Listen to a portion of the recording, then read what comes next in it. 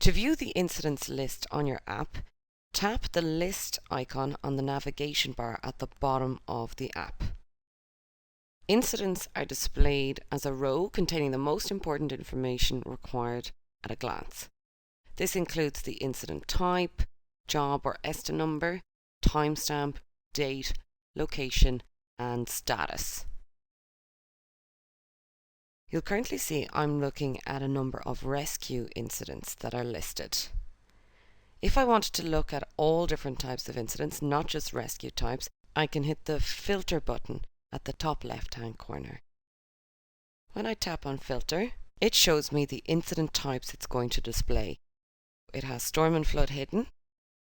I want to show all of these types, so I want to hit show on all of these toggle buttons.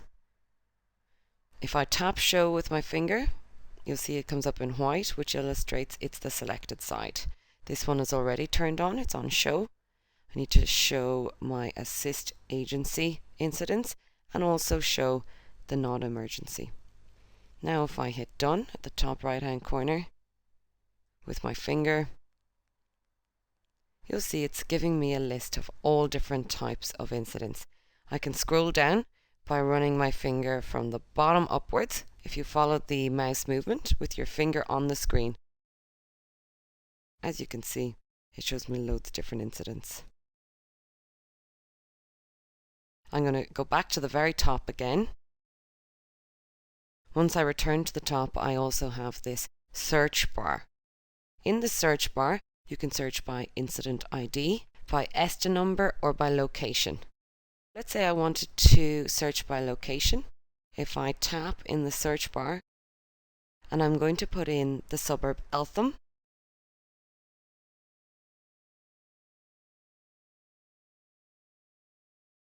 I have ELTH written, and on the right hand side you'll see it's already listing all Eltham and Eltham North. And I can scroll down. It is also now listing any other suburb with the combined letters ELTH within the spelling of it. If I tap the search bar again, I can delete my search by hitting the X over here with my finger. And then tap the screen normally and it displays all of the different types of incidents again. You can also sort your information.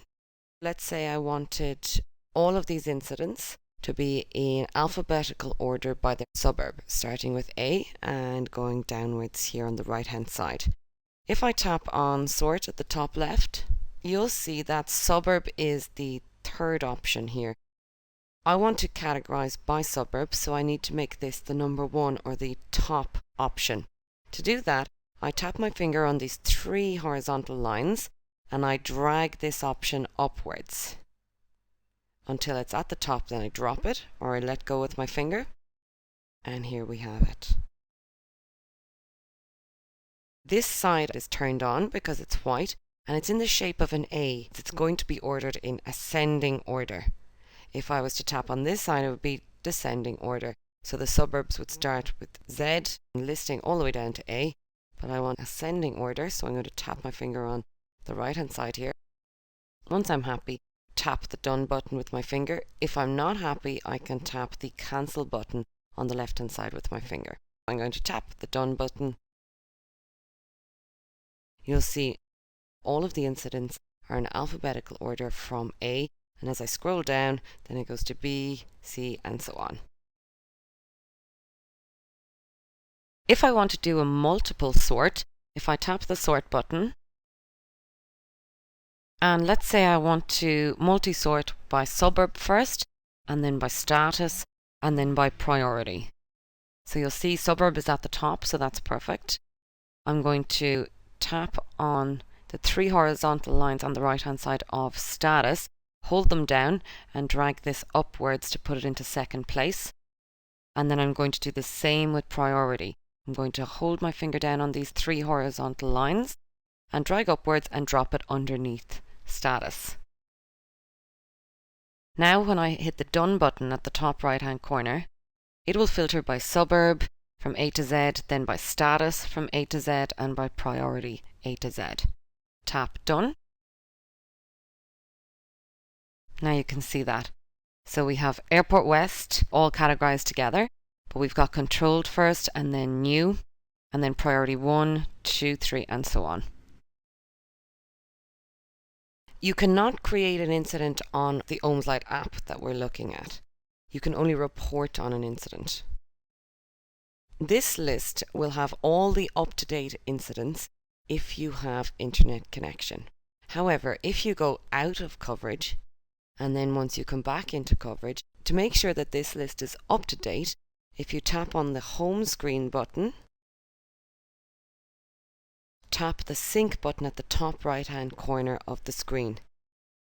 You'll see this wheel is turning, which is updating any incidents that have not yet been listed. Then if I go back to my list, tap the list icon in your navigation bar at the bottom. This gives me all of the up-to-date incidents. Any incidents that have arrived in while I was out of coverage will now be downloaded, displayed on this list. If we go to the filter option, if I tap my finger on filter at the top left, you'll see the first section here says show me incidents. There's a few different options. It says in all regions, which is the default, and it's selected. You can also just look at incidents that are in my region and central region. So I'm going to tap that. And remember, my region is central region. I'm going to hit the done button. And now you'll see all of the incidents that are listed are specifically in my region. If I go back to filter again, I can look for incidents that are just in my unit, which are Altona, or the final option is in my resource, Altona Support 1. These three options will only appear if you have set up the resource and unit. Let me show you what I mean. I'm going to hit the done button. I'm going to return to the home screen by tapping on home at the bottom. If you had not set this up at the start, then all you would see, if I return to list and go to filter, is the top option which would say in all regions. Once you set your resource and unit, it allows you to filter in more detail. So you can filter by in my region, in my unit, and in my resource. To set up your resource and unit, you need to return to the home screen. Tap the cancel button at the top left hand corner. Then at the very bottom on the navigation pane, tap the home button, and this brings you to the home screen. I'll tap on the change your unit and resource button to have a look. And as you can see, under unit I have Altona selected, and resource I have Altona Support 1. To change these, if I tap on Altona for unit, it gives me the full list from which I can choose from. Or if I didn't have my unit set up in the first place, this is the list I would be presented with when I click on resource and unit. Select the one that's appropriate for you, and then the resource list will come up underneath that. I shall select once again Altona Support 1, and when I'm happy I can tap on the done button in the top right hand corner. Also, just to mention again, because I'm in practice mode, and I can see this because there's a stripe behind Victoria State Emergency Services, the name that will appear here when you log in will not be your name, it'll be a random name. Once you log in and you're in the real system and you're not in practice mode, then your name will appear here. Any current incident types with an IMS status of new, assessed, on scene and controlled are all current statuses. If we got 4,000 of these incidents a week with these statuses, all of these will appear on the app. Once any of these incidents are cleared on the list, you have 24 hours to start a report on that particular incident. After 24 hours, the report will no longer be available to commence on the app. If you did start a report within the 24 hours, the report will always be available for you to finish on the app.